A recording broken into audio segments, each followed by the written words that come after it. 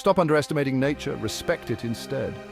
The mountains, with their towering peaks and treacherous slopes, are not just a playground for adventurers, they are a testament to the raw, untamed power of nature. Every year, countless climbers set out to conquer these majestic giants, but not all return. The story of the 1996 Everest expedition is a stark reminder of the thin line between triumph and tragedy. You need to watch this if you struggle with understanding the true risks of adventure. Adventure is not just about the thrill, it's about understanding and respecting the inherent dangers. It's about preparation, resilience, and the will to survive against all odds. The 1996 Everest expedition is a tale that encapsulates all these elements and more. In 1996, a group of climbers set out to conquer Mount Everest. This was not just any group, it was a mix of seasoned veterans and enthusiastic amateurs, all driven by the same dream: to stand on the roof of the world. The allure of Everest, with its promise of unparalleled views and the ultimate sense of achievement, was irresistible.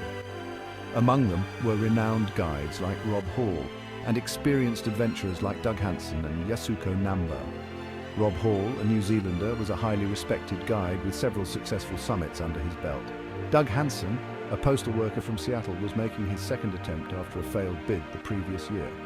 Yasuko Namba, a Japanese businesswoman, was an accomplished climber aiming to complete her quest of summiting the 7 summits, the highest peaks on each continent. They were prepared, or so they thought. Months of rigorous training, meticulous planning and careful packing had gone into this expedition. They had the best gear, the best guides and the best support team. But as any seasoned climber will tell you, no amount of preparation can guarantee success on Everest. The mountain has a mind of its own. On May 10th, the weather seemed perfect. The sky was clear, the winds were calm, and the climbers were optimistic. It was the kind of day that climbers dream of. They began their ascent early, hoping to reach the summit by midday and descend before the afternoon winds picked up.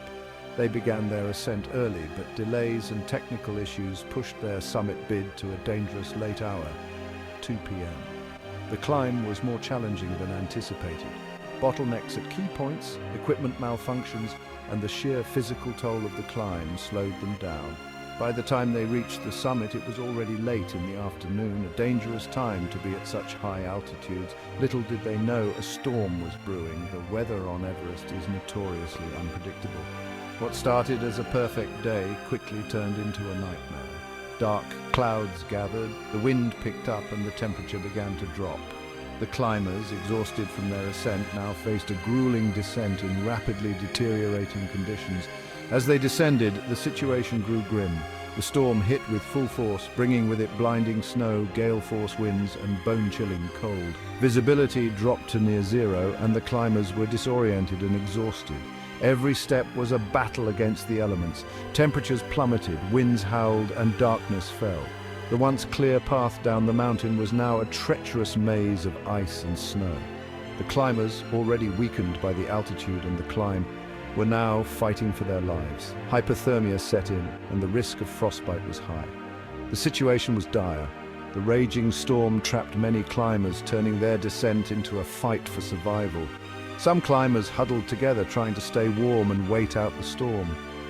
Others, disoriented and desperate, wandered off into the blizzard, never to be seen again. The mountain, indifferent to their plight, continued to unleash its fury. Rob Hall, Doug Hansen, Yasuko Namba, these names are etched in the annals of Everest history.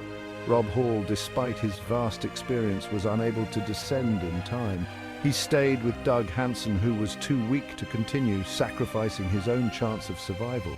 Yasuko Namba, who had successfully reached the summit, was caught in the storm on her descent and succumbed to the cold. Despite their experience, they succumbed to the unforgiving conditions. The mountain claimed them, as it has claimed many before and since. Their deaths were a stark reminder of the dangers of high-altitude climbing and the thin line between success and tragedy. That night, several lives were lost, and the mountain claimed its due.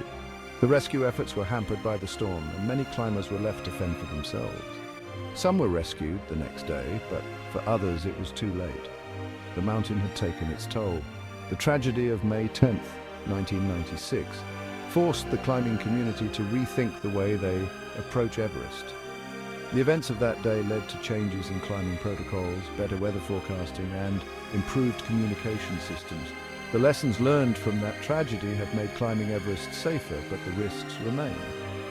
This harrowing tale was immortalized in John Krakauer's Into Thin Air, reminding us all of nature's might and the human spirit's resilience. Krakauer, who was part of the expedition, provided a first-hand account of the events, shedding light on the challenges and the heroism displayed by the climbers. His book serves as a powerful reminder of the dangers of high-altitude climbing and the indomitable human spirit.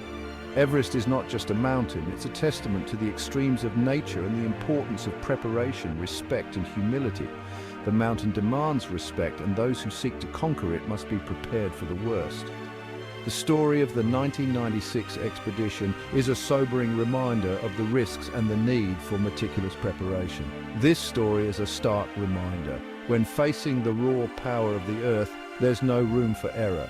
The mountain does not forgive mistakes, and even the smallest error can have catastrophic consequences.